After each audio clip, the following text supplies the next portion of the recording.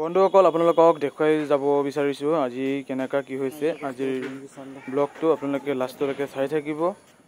এয়া চক আমাৰ লুইতকাবুলি যাতায়ত আমাৰ এনেকে গৰ্ভৱতী মহিলাই বাইকত যাব নোৱাৰি গাড়ীত যাব নোৱাৰি খোজকাঢ়ি যাবলগীয়া হয়।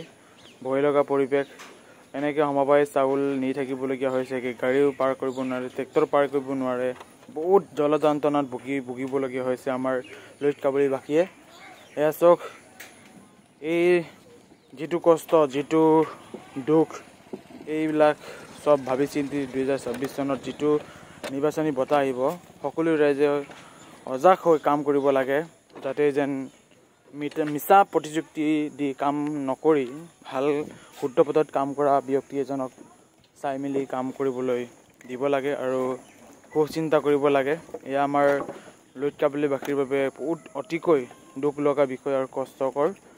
এয়া চক আমাৰ লুইতকাবুলি বাসীৰ বাবে এয়া মেইন যাতায়তৰ যদি এয়া অৱস্থা হয় কি হ'ব। স্কুল কলেজ যাবলৈও এয়া পাৰ কৰিবলগীয়া হয় কেতিয়াবা টাইমত স্কুল কলেজ গৈ পাব নোৱাৰি ডক্টৰ গৈ পাব নোৱাৰি এনেকাতে বহুতো সমস্যাৰে ভুগিবলগীয়া হৈছে। আপোনালোকে এই ভিডিঅ'টো ক'ৰ পৰা চাই আছে আপোনালোকে কমেণ্ট কৰি জনাব আৰু ভিডিঅ'টো পাৰিলে আপোনালোকে পুৰা শ্বেয়াৰ কৰি দিয়ক যাতে যেন এই কামটো অলপ সোনকালে আমাৰ CM ডক্টৰ হিমন্ত বিশ্ব শৰ্মাই চাই যে এই কামটো অলপ সোনকালে হয় তাকে আপোনালোকে যিমান পাৰে শ্বেয়াৰ কৰি দিব আৰু কেনেকুৱা পালে কমেণ্ট কৰি জনাব। মই কিছু বিশেষ এই সমস্যাটোৰ কাৰণে মই ভিডিঅ'টো প্ৰস্তুত কৰিছোঁ যেহেতু আপোনালোককো দেখুৱাম আমিবোৰ কেনেকা জীৱন যন্ত্ৰণা কেনেকৈ ভুগি জীয়াই থাকিবলগীয়া হয়।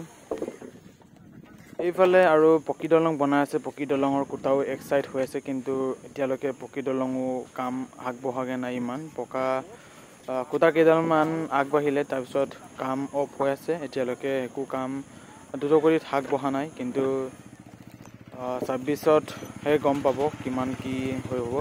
আৰু এয়া চক ইমান গাত দলঙৰ অৱস্থা মানে একদম দেখি খুবেই ভয় লগা পৰিৱেশ আৰু মাজুলীটো এইটো লখিমপুৰ আগতে আমাৰ লুইতকাবুলিৰ অঞ্চলটোৱে লখিমপুৰ এলেকাত পৰিছিলে কিন্তু এতিয়া মাজুলীত হৈ গ'ল। মাজুলীত হোৱাৰ পৰা আপোনালোকে মাজুলী জিলা প্ৰশাসনে চক আৰু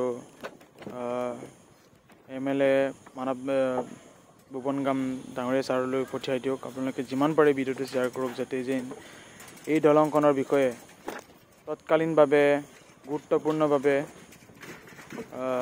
কিছু দায়িত্ব লয় আৰু এয়া আছিলে আজিৰ ভিডিঅ'। আপোনালোকে কেনেকুৱা পালে কি হৈছে কি হোৱা নাই কমেণ্ট কৰি আপোনালোকে জনাবলৈ নাপাহৰিব।